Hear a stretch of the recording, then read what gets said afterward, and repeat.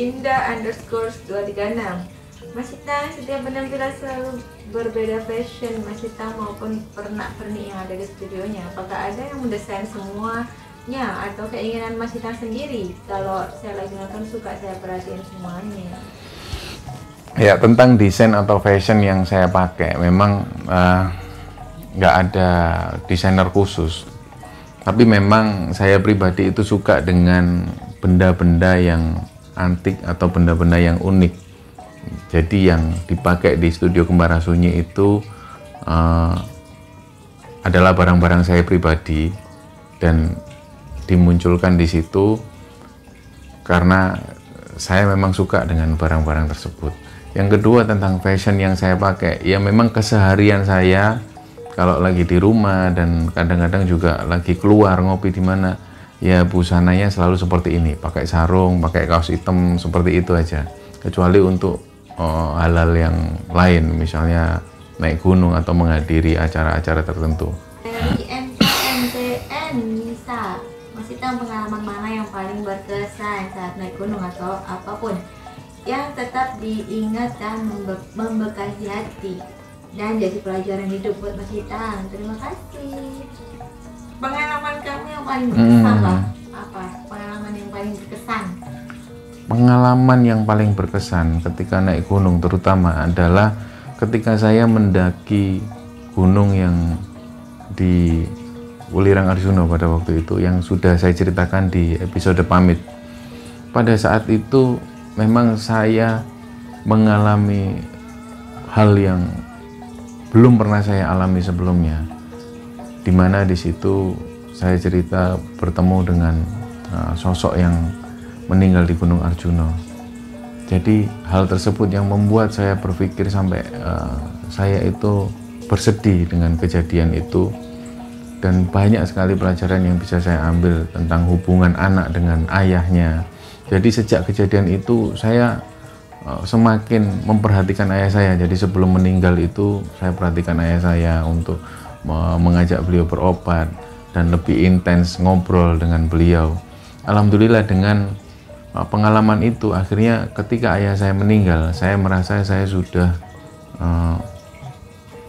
dekat sekali dengan ayah saya. Seperti sebelum tidak seperti sebelumnya seperti itu. Dari Tartinismo, Mas Itang yogani pun pinten? Alhamdulillah sampai hari ini belum diberi momongan. Mohon doanya untuk teman-teman semua supaya kami segera diberi momongan. Terima kasih. Dari Rian, pernah nggak mimpi didatengin salah satu tokoh yang diceritakan di Kembara Sunyi? Tentang mimpi didatengin salah satu tokoh di episode Kembara Sunyi yang pernah saya ceritakan, belum pernah sama sekali. Tapi ada satu sosok yang saya pernah bermimpi ketika di sini saya tidur. Ada sosok perempuan yang mengaku dia ini jin dari sebuah kerajaan di antara Pulau Jawa dan Kalimantan. Jadi di tengah samudra, di tengah lautan itu, dia sengaja datang di sini untuk menjaga atau memperhatikan lokasi di sekitar sini. Saya sendiri nggak tahu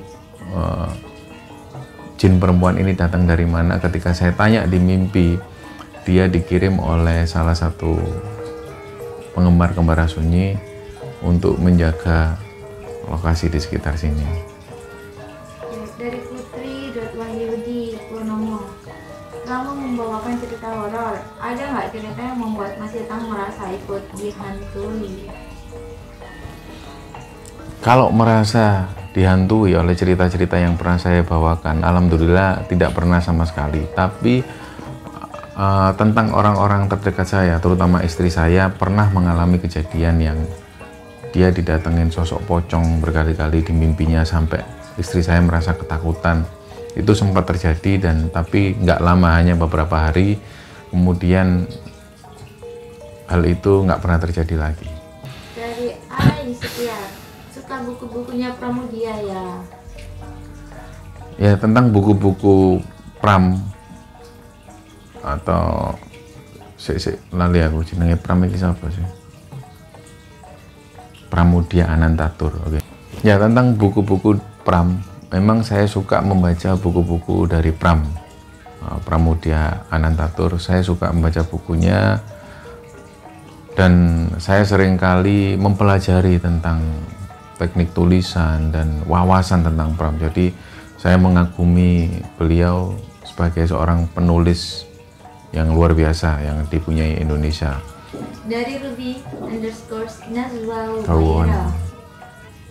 Mas Itang pernah masuk di alam gaib nggak? Kalau pernah gimana rasanya? Kalau masuk di alam gaib, saya rasa belum pernah, tapi seringkali dalam mimpi, ya sering lah, di mimpi itu ketemu dengan jin yang mengaku jin dan lain-lain. Seringkali terjadi seperti itu. Kalau dengan kehidupan yang seperti ini, yang nyata seperti ini, terus masuk ke alam jin, alhamdulillah belum pernah. Giri Bayu Assalamualaikum Mas Itang, saya suka sekali semua tentang pendakian gunung, tapi saya belum pernah mendaki sekalipun. Mau mendaki gunung saya takut karena sering sekali dengerin podcast horor mengenai pendakian. Apakah gunung semisterius itu? Ada beberapa gunung memang yang sangat misterius. Bagi saya pribadi, ada beberapa gunung yang saya cap itu gunung ini sangat misterius. Tapi tidak semua gunung yang seperti itu. Jadi ada juga gunung itu yang seringkali membuat kami itu ingin sekali naik ke gunung itu berkali-kali. Jadi garis bawahnya adalah tidak semua gunung semisterius itu, hanya beberapa gunung aja yang seperti itu. Dari Niken Larasari, ceritain latar belakang dibuatnya Kembara Sunyi, apakah dari iseng atau udah diniatin? Apakah pernah berantem juga sama Mas Idris? Latar belakang berdirinya Kembara Sunyi awalnya bisa dikatakan iseng. Yang pertama, ketika setiap malam istri saya minta diceritakan tentang cerita-cerita horor, karena saya sendiri punya beberapa pengalaman horor yang sering saya ceritakan ke istri saya, dan setiap malam istri saya seringkali minta untuk diceritakan. Padahal seringkali juga cerita itu saya ulang-ulang, dan pada akhirnya saya bilang ke istri saya, biar aku yang bikin YouTube, nanti kalau kamu pengen dengerin, kamu tinggal nonton YouTube. Awalnya seperti itu. Makanya ketika saya cerita horor, saya berpikir awalnya untuk iseng aja, biar istri saya bisa nonton di situ. Tapi semakin kesini banyak email-email yang masuk tentang cerita horor. Akhirnya saya merasa saya perlu untuk menceritakan cerita-cerita tersebut. Dari Gita 21, Mas Itang, dari semua cerita yang pernah diceritakan ulang, cerita mana yang menurut Mas Itang sendiri paling sesuatu di antara semua yang pernah diceritakan? Seperti diikutin atau dihantuin berhari-hari ke Mas Itang dan teman-teman yang jadi ngerasa takut atau pertimbangan untuk cerita atau enggak, atau mungkin punya keberanian harus diselesaikan. Cerita di Kembara Sunyi yang pernah saya ceritakan, yang sempat membuat saya itu kepikiran, itu ada satu cerita. Kalau di Kembara Sunyi itu judulnya Simba. Karena cerita itu terjadi, benar-benar terjadi di kampung halaman saya di Surabaya. Jadi semua orang yang ada di kampung itu tahu tentang cerita ini, tentang sosok Simbah ini, sosok yang sempat menghantui warga. Meskipun cerita itu dari generasi ibu saya. Jadi ketika menceritakan itu ada sedikit rasa takut karena kejadian itu benar-benar terjadi di kampung saya. Tapi untuk hal-hal yang pernah dihantui dan lain-lain, alhamdulillah belum pernah. Tapi untuk yang usil-usil seperti halnya ada benda jatuh di studio, yang ada benda bergerak sendiri dan lain-lain, itu sering kami alami, tapi tidak kami anggap itu hal yang menghantui. Bagi kami itu hal yang wajar karena bentuk interaksi mereka pada kita. Jadi kami tidak menganggap itu sebuah ketakutan. Yuki Yuki Abu Daris. Mas Ita minta tips buat yang lagi LDRan dong. Makasih. Tips buat teman-teman yang lagi LDR. Terus terang saya sendiri alhamdulillah belum pernah LDR. Tapi tipsnya adalah sering-sering berkomunikasi. Komunikasi itu penting, dan seringkali komunikasi yang membuat kita itu miskomunikasi. Jadi jangan sampai ketika LDR itu ada hal yang semakin membuat kita miskom dengan pasangan.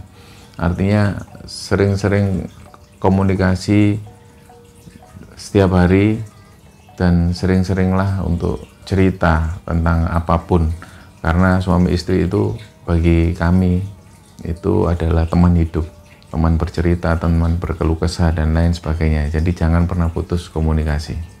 Dari Rian Karhem Setiawan, Mas Itang, pengalaman horor apa yang paling membuat Mas Itang kapok atau mungkin trauma? Alhamdulillah nggak pernah. Alhamdulillah sama sekali nggak pernah. Meskipun ada pengalaman yang menurut orang lain itu horor atau menurut orang lain itu menakutkan, tapi bagi kami nggak pernah kapok, dan kami bukan menganggap itu sebagai sebuah ketakutan. Dari Poppy Garmila, Assalamualaikum Mas Itang, apa yang harus dilakukan ketika tim merasa diawasi atau diganggu oleh makhluk gaib? Oke, tips yang perlu dilakukan ketika kami merasa diawasi oleh makhluk gaib. Yang pertama, kami berwudu lebih dulu, sholat 2 rakaat, minta petunjuk pada Allah, dan kemudian membaca beberapa ayat-ayat Quran yang memang terbiasa kami bacakan. Dari Yanti Mustafa, pengalaman paling medenya waktu mendaki Mas, terus di gunung apa? Pengalaman Paling medeni di waktu mendaki, terus di gunung apa? Pengalaman paling medeni atau dalam bahasa Indonesia paling menakutkan di gunung, terutama di gunung apa ya? Menurut saya sampai sejauh ini itu yang gunung yang atau pengalaman yang paling menakutkan sejauh ini ya, itu ketika mendaki Gunung Lawu, karena banyak sekali hal-hal yang misterius di Gunung Lawu. Dari Niaza, rekomendasi dong Mas, buku Mbah Nur yang cocok dibuat orang yang long distance marriage kayak aku. Untuk buku yang cocok bagi teman-teman yang LDR, bukunya Mbah Nun, saya rekomendasikan yang judulnya Kado Muhammad. Dari Asfatama, bawain cerita orang kok bisa kenceng nggak belibet gitu. Apa ada latihan khususnya Mas? Atau emang itu sebagian dari ilmu teater? Ya, tentang cerita-cerita yang saya ceritakan, ketika selesai membaca, kami selalu mendiskusikan dan mencoba untuk masuk ke dalam cerita tersebut. Sebenarnya sering kali juga di tengah-tengah cerita itu ada blank atau berlibat dan lain sebagainya. Makanya sebelum mengalami hal itu, saya selalu membaca naskahnya atau membaca isi cerita dengan pendalaman yang sangat baik dan berusaha masuk ke dalam cerita tersebut. Jadi tentang apakah ada hubungannya tentang ilmu-ilmu teater yang pernah kami pelajari, mungkin ada beberapa ilmu yang bisa diterapkan di situ, mungkin. Dari Rizal B24, Assalamualaikum, mohon maaf sebelumnya saya ingin bertanya Mas, menurut pendapat Mas Itang, apa itu ilmu hitam dan ilmu putih? Kemudian apa dan seperti apa itu jimat? Terima kasih. Tentang ilmu hitam dan ilmu putih yang masyarakat kita pahami ya, masyarakat kita pahami bahwa ilmu hitam itu seringkali berhubungan dengan ilmu-ilmu yang menyakiti orang, menyantet orang dan lain sebagainya. Itu digolongkan dengan ilmu hitam. Dan ilmu putih adalah ilmu-ilmu yang langsung kita meminta pertolongan kepada Allah. Jadi seringkali ilmu hitam yang dikirimkan oleh seseorang ini akan hilang atau akan musnah dengan pertolongan langsung dari Allah. Bisa dengan cara tahajud, bisa dengan zikir malam, puasa dan lain sebagainya. Bisa juga dengan sedekah. Jadi itu menurut kami ilmu putih seperti itu, ilmu yang kita langsung meminta petunjuk kepada Allah dengan melaksanakan segala perintahnya dan menjauhi larangannya. Oke, dari Febri Anpepo, kapan naik Gunung Kerinci di Jambi, Mas? Wah, naik Gunung Kerinci di Jambi itu sangat kami impikan sekali, dan mudah-mudahan insya Allah kami punya kesempatan untuk naik ke sana. Dari Drupadi Suharso, suka baca buku Mbah Nun dan Mbah Tejo ya? Ya, saya memang suka membaca buku-bukunya Mbah Nun, Emma Ainun Najib. Tapi untuk Mbah Tejo atau Sujiwo Tejo, saya lebih suka dengan materi-materi lagunya. Jadi terus terang saya tidak baca bukunya Sujiwo Tejo, tapi saya membaca musiknya Sujiwo Tejo. Jadi semua musiknya Sujiwo Tejo dari tahun 98 sampai album terakhir ini saya mempelajari atau membaca musik. Terima kasih teman-teman sekalian yang sudah bertanya dan sudah berinteraksi dengan saya, dan semoga jawaban yang saya sampaikan ini bisa menjawab pertanyaan teman-teman semua. Jangan lupa untuk like, subscribe dan komen di channel Itang Tirta, juga di channel Kembara Sunyi. Terima kasih. Assalamualaikum warahmatullahi wabarakatuh.